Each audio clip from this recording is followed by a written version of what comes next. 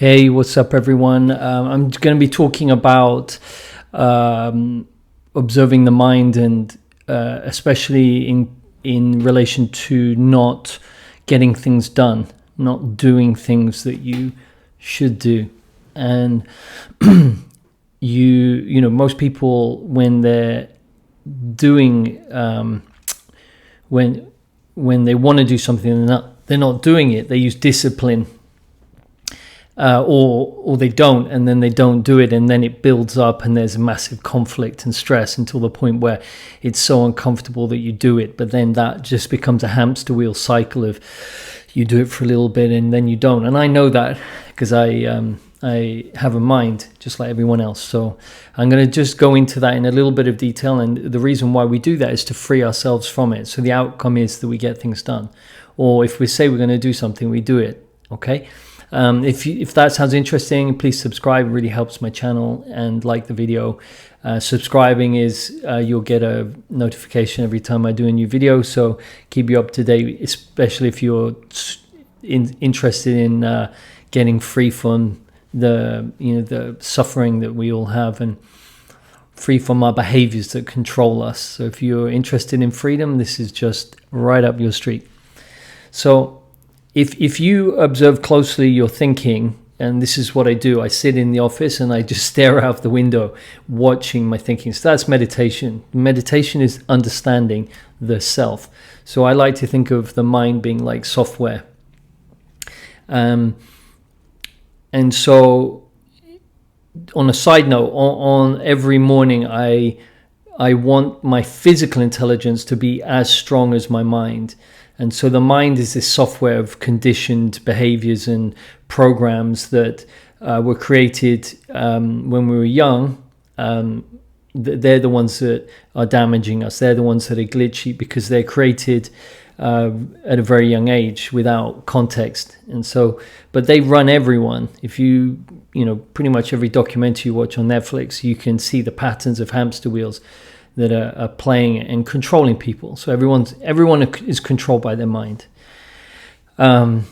So what I want to do with my physical intelligence and my body is that is the hardware, and the hardware connects a bit like a technology and connects to the information in the universe. But that's just my experience. So I on this channel, I never want you to believe me. You just look at things yourself, and you see what happens when you really start to look after your body, and then you remove your mind, or you do a lot of meditation. You're going to see that there's a lot more to your physical intelligence than your thoughts. So your thoughts are like a software on the hardware. So I'm sitting here and I'm thinking, I need to do a video on something, and I'm just going, and then I notice my behaviors, then I don't, and then I want to scroll on Twitter. That's my thing. It's kind of like a distraction. I watched my behavior. I had the thought to do something, and then there was a drop in my energy, and then I go distract myself. So if you watch that, that's the behavior. So what I say in my mind is I need to do something, and then something happens where I don't. So if you look very carefully, I looked very carefully, and I saw that I need to do something, and it can bring up gain. I'm trying to gain more clients, more status, more acknowledgement. I need to be very careful of the gain-loss hamster wheel. So I've been looking at that for a long time. I talked about it in other videos, and I'll talk more about it. That hamster wheel, if that gets triggered, so if you're doing things to gain status, acknowledgement, recognition, money, clients, whatever, that is like if you really look at the behavior, what you're trying to do is to gain love, connection, belonging. It's an unmet need. But the hamster wheel was created when you were a child, so you think that love, belonging, connection comes from your status, or how valuable you are, or how much status you have. And most people are conditioned that way. And so it's kind of conditional love. And so what happens then, because it's a hamster wheel, you never actually get the love, connection, belonging, and you spin to loss, okay, and loss and disappointment and sadness and shame. And so if you're doing things if you're doing videos or work or you have to post or do something based on that, you'll just spin. You'll do some and then you'll stop doing it. Do some and you stop doing it. So I looked, and what I was doing was I need to do this video. And what I was seeing is I see my thinking go something like, but and then an unableness comes in. So that's a hamster wheel called able unable. There's a pattern of behavior in the mind that works like a hamster wheel. I feel unable. But if I look at why I feel unable, and I really observe what's unable, it's I know how to do the video or the post, but it's the outcome that's a concern for me. It's like, but what if it's no good? What if people don't think it's any good? And again, that needs to be seen. That's part of the behavior. So it's the outcome that you actually can't control, but you need to start looking at. You can never control what people think about your content, because they have their own projections and their own conditioning.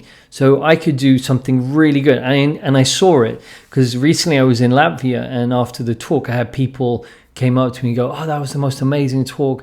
Oh, that's the best talk." Someone said that's the best talk I've ever seen. I'm so inspired. I want to buy your book, and I signed the book and everything. And then someone came up and said completely the opposite and said, and so there's no perfection in it. So again, if you want to project your ableness, I want to, if I'm creating my content show ableness, but I feel unable deep down in my unconscious in the behavior, then I won't want to put the video out because I'm concerned about people saying this is, I was unable to do a good piece of content. So this kind of perfectionism comes in, if that makes sense. And I'm going a bit vague on the hamster wheels.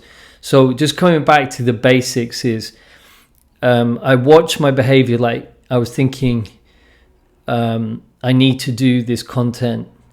And then I saw there was some weakness in the energy around future events, future connecting back with past events. But it was more thinking about doing things in the future that weakens me. So that's a whole nother thing to do with ones and zeros. So I strengthened myself to the future. And then I started to watch the mind, the thinking. And it was, but what if? And I observed that, and I didn't try and say, no, that's not right. I just observed it in understanding that isn't correct, not trying to change it. Just, okay, I'm thinking that it could go wrong, but it could go right. And also I can't control the outcome. That's my understanding now. Then it dissolves without doing anything. I just see that. And also if there's a fear of not being good enough, it's not good enough, I go to little Rob and I pick him up and go, it's okay, because remember, all our programs are conditioned from our childhood traumas. And so any time that you're experiencing any resistance or pain or suffering or worry or anxiety in life, if you very closely watch your mind, you can follow it back to just a very simple program that was created in childhood that's so primitive. It was set up to try and get you to have love, connection, belonging with your parents, but it's a hamster wheel because of the age of the program. You can never get out of it. It's a hamster wheel. So when you start to see the behaviors, you start to see the pattern of movement. I'm starting to want to go up on the hamster wheel because I want to get away from the negative or the shadow side, then the more you do that, the more you see, and then the more your workflow will dissolve and you'll just do what you need to do. So that's what happened today. I just saw that behavior come up. I observed it. I did some strengthening, and then I've got on and got quite a bit done today. I posted 4. This will be the 4th, and there's more coming. So. I'm going to start doing more podcast type things like this. This is my first one, so it's a bit of a ramble. I just had the thought while doing this that, I see some people who do podcasts and their backgrounds all purple and beautiful colors. And I was thinking about mine. It looks pretty, like there's my whiteboard where the shit gets done. That's just where I do all my magic with my clients. It's amazing what you can do when you draw out people's thinking and their what's going on. You can just absolutely transform people's lives. Remember, at the external world and internal world, there's no separation. Okay. All right. So on that, if you're procrastinating, then you observe your behavior and it will dissolve, and there's no need for discipline.